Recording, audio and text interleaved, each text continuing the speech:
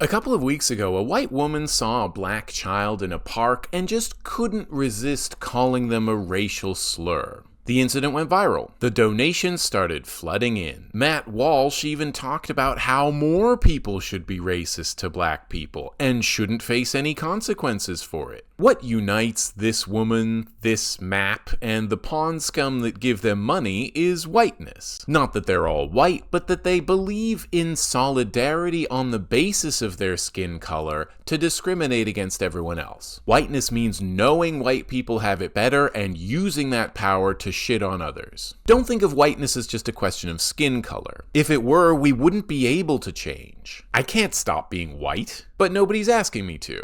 What I can do is recognize the history of race and racism, how social institutions teach and enact racist ideology, and how whiteness undermines non-white people. Don't think of whiteness as a culture, because white is not a culture, but a tool, a weapon. I'm not like an expert in this subject. I just wanted to share some observations I've made about how whiteness works. If we understand it, white people can become traitors to our race and work towards solidarity with everyone. No one's asking anyone to apologize for being white. No one hates white people for the color of their skin. No one gets arrested because they're white. That's why there's no such thing as reverse racism. Or if there is, it's so mild, it doesn't affect your life. What people hate are the systems that reward you just for being white and punish you for not conforming to an impossible ideal. I don't want the privileges of whiteness if it means taking away from others, and it does. White supremacists are aware of these privileges and want to maximize them. Anti-racism is or should be about ending this system. It means ending race as a social category, so no one can use it to rob and oppress others. Whiteness is systemic exclusion, which is why inclusivity is not enough to end it. People are being included into the same oppressive racist system. Solidarity with all is the only way to end it. This imperialist white supremacist patriarchy has made whiteness the default, which means everything is measured in relation to whiteness, from beauty to religion to language to ability to how scared I am of you. Apparently some people still don't realize this, but where people are coming from and what people in that country look like play a major role in whether or not they're granted the right to move where they want. That might mean you're trapped somewhere because you're not white. Sure, you're trying to escape war and persecution, but we're only against those things in the abstract. And we've already filled our quota of brown people.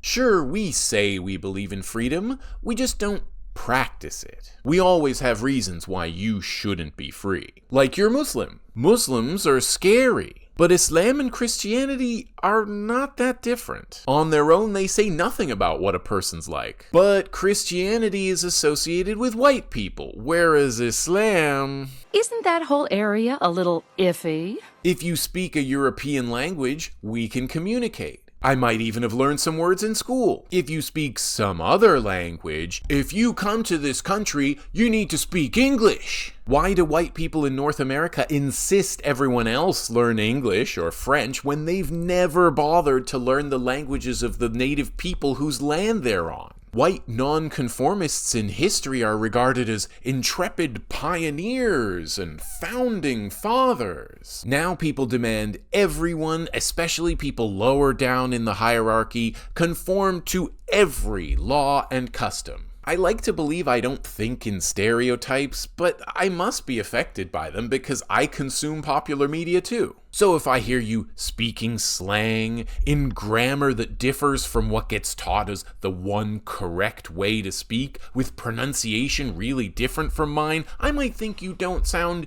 educated, whatever that means, and that might color my impression of you. And hey, my impression of you doesn't matter, but that's because I'm not hiring and promoting and negotiating salaries. I don't decide who gets welfare or who goes to prison. I try to be aware of my biases, but they are in part unconscious. Even if hiring managers and judges and whatnot go through anti-racism, anti-oppression training, that doesn't mean they'll be any less prejudiced. If you don't change the system, they'll grow up with the same indoctrination and work under the same incentives to enforce whiteness. The white ideal carries other assumptions with it, like what your body is supposed to look like. Just like with skin color, the farther you are from the ideal in fat, muscle, and hair, the less attractive you're considered. You've probably seen some people take from this license to bully people for any physical traits they have that don't conform to the supposed ideal. The bullies claim it's nature and science and proven, because that's one way to bully people as an adult. Claim your bullying is necessary because science. Because if you can bully people and get away with it, you have power over them. Whiteness sets up a hierarchy of how people should be, claiming the nearer the top you are on any criteria for which we've made up a hierarchy, the better you are, and the more valuable your life is. If enough people buy into these hierarchies, they can bully anyone below them. So they make up hierarchies for everything. Instead of beauty being in the eye of the beholder, the bullies claim their preferences are objective, and everyone else is just wrong. Instead of understanding intelligence as a question of ability, we've got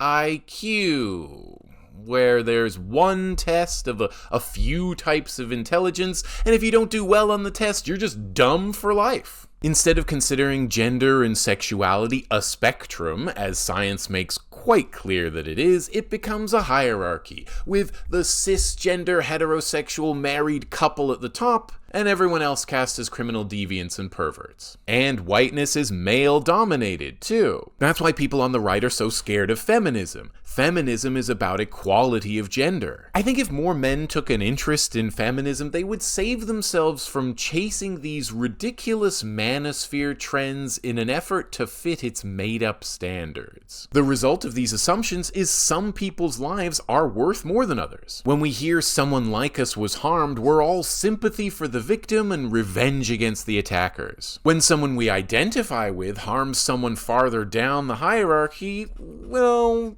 I don't care that much. Maybe you shouldn't have done it, but I'm sure you had your reasons. Here's $700,000. The way to break this mindset is to stop arbitrarily assuming some human body or brain is ideal, and others must therefore be inferior. The body that enables you to do the stuff you want to do is a useful body. It doesn't need to be anything else. And if anyone says they're bullying fat people or whoever because fatness causes problems for others, ask if they wear a mask in public to prevent the spread of COVID and other viruses. And when they say no, tell them they're hypocrites. They don't believe in making anything better. They just want to bully. This white body ideal has been a major factor in the world for at least 4 centuries, through slavery and colonization, in segregation, and mass criminalization. In the US under Trump, it's the government's guiding principle. Both of Trump's electoral wins were wins for whiteness. They are whiteness reasserting itself in the face of attacks from the left. That's why the Trump government will always have millions of supporters, no matter what it does. It openly represents white supremacy. Since white supremacy has always informed US policy, that is the United States they know and want. The US is closing its doors to all refugees, but inventing a war on white people in South Africa to bring more white racists to the US. White people can kill or just be racist assholes to others, play the victim, go viral, and get thousands of dollars in donations. White people even have their weddings at former slave plantations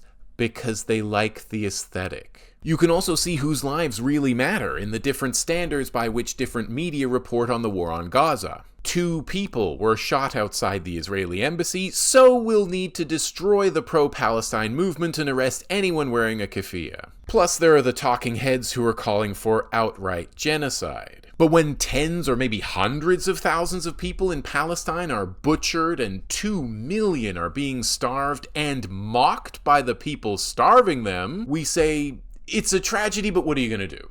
But as a white guy, I'm allowed to be an individual. When you're an individual, systemic and cultural problems aren't your fault. If you're talking about systemic issues, I can just say, they're not talking about me. Or I could get angry and say, hey, we're not all like that, and I'm one of the good ones. I don't have to take responsibility for anything, even when I benefit from it. I didn't do it. Can't blame me. Which really just means I don't want to hear about the problems these systems caused, because they don't affect me enough. I can even make it about me. Why are these protesters blocking the road? Who cares? I'm being inconvenienced. Why is it no one follows me around a store thinking I'm going to steal something?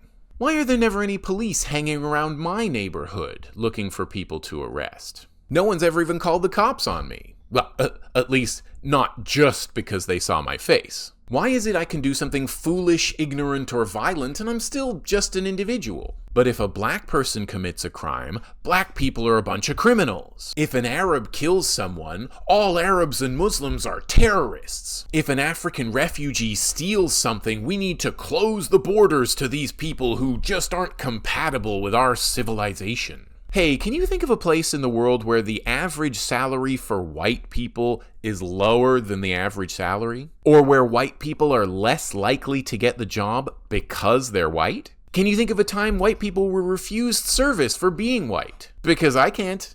But I still don't have to admit it. I can join in with all the other people saying, now, unlike before, there's a level playing field, and everyone could earn the same if they just worked harder or had that entrepreneurial spirit. I can blame culture or even race why some people are worse off than me. I don't have to acknowledge the effects of hundreds of years of oppressive systems. And if you do, I can say, why is it always about race? This is an attack on me personally. And then rant about reverse racism until everyone's too tired to argue anymore. If you're white, you have access to a bottomless glass of reasons why you deserve your position in society and other people don't. You've heard some of them. You can be talking about racism and someone feels compelled to say, black people own slaves too.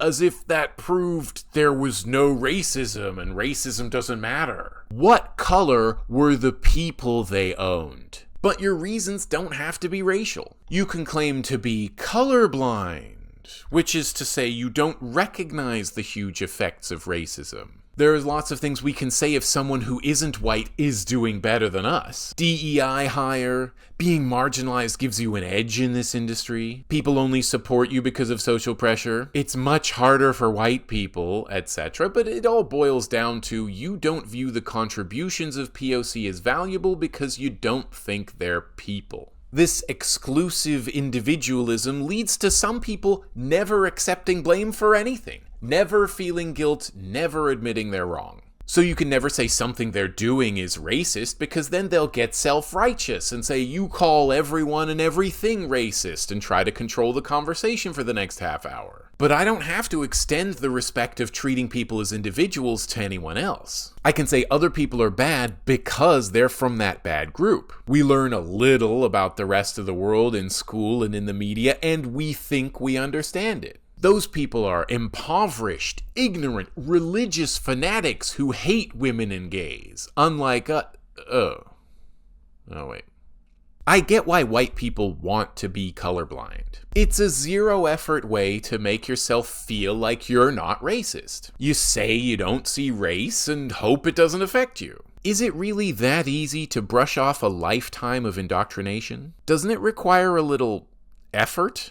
But I don't have to put in that effort if I don't want to. I can choose not to care. All the worst state violence doesn't affect me, or at least not directly, so I can just sit here and ignore it. I can even get self-righteous. It's not my fault, so stop saying white people. In fact, it's your fault for all these reasons I read on the internet. All the excuses are right there. The community who will back me up is right there. I just have to make some stuff up about people from another race, or women, or autistic people, or trans people, and I'll get support for it. There's no pressure on me to choose truth because there aren't really any consequences either way. Maybe I don't want to talk about race because it makes me uncomfortable. I'm white, so you have to take my discomfort into account. If we start talking about racism, you might say, I'm racist, which is the worst thing you could ever do to a white person. White people would rather defend racism in other people and say it's not actually racism because we want to define racism in a way that couldn't possibly include us as individuals. The most revealing expression of this tendency is the scare about teaching about race in schools. Millions of white people do not want their kids to learn history so they can remain ignorant and closed-minded like their parents. I'm not a fan of Robin DiAngelo, but white fragility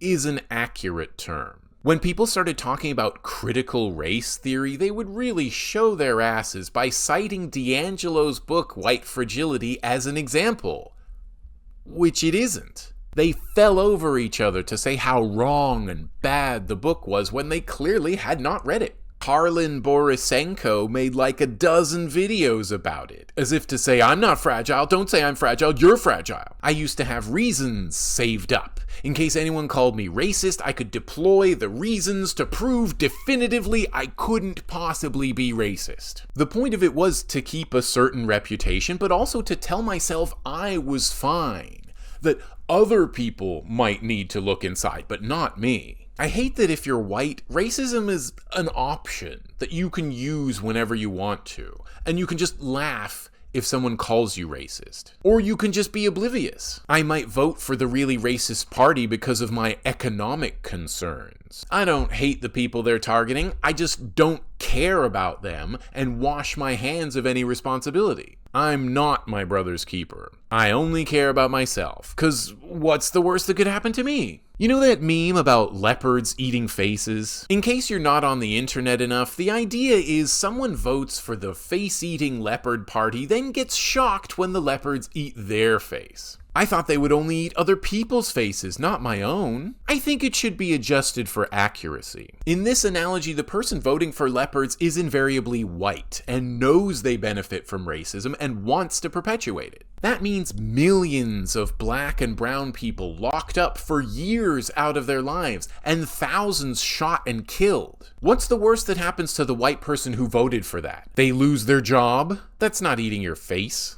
That's a couple of fingers at best. I'm not the best person to provide a solution to this kind of thing, so my suggestion is to listen to people who are. There are many radical authors out there that would help you understand these things, the history, the effects, better than a white guy. I've put a couple suggestions in the description anyway. They say the first step to decolonization is decolonizing your mind, which isn't something you can just switch on. Or read one book and then you get it through and through. But the good thing is, the basics of this kind of thing, the things we should be learning, are not hard to grasp. We don't really have an excuse not to learn about it. You might even find people had been trying to teach you about it before. It took me a long time to learn to hear. These issues of race and racism matter now as much as ever. If you're white and in the US, for example, you're expected not to care that the government is attempting to ethnically cleanse the country, or even to cheer it on. They rely on your approval, or on cliches like, well, it's the law, or throwing your hands up and saying, what can I do? You could show whose side you're on. You could ditch the innocent act and take responsibility for the world around you. You can learn, and you can act while you learn. You can build coalitions of people across racial divides. But if we never unpack our own feelings, we'll alienate people. We'll have organizations of white leftists who don't understand why no one wants to work with them. You know, even more. While we learn, let's work towards diverse, resilient, egalitarian communities that care for everyone.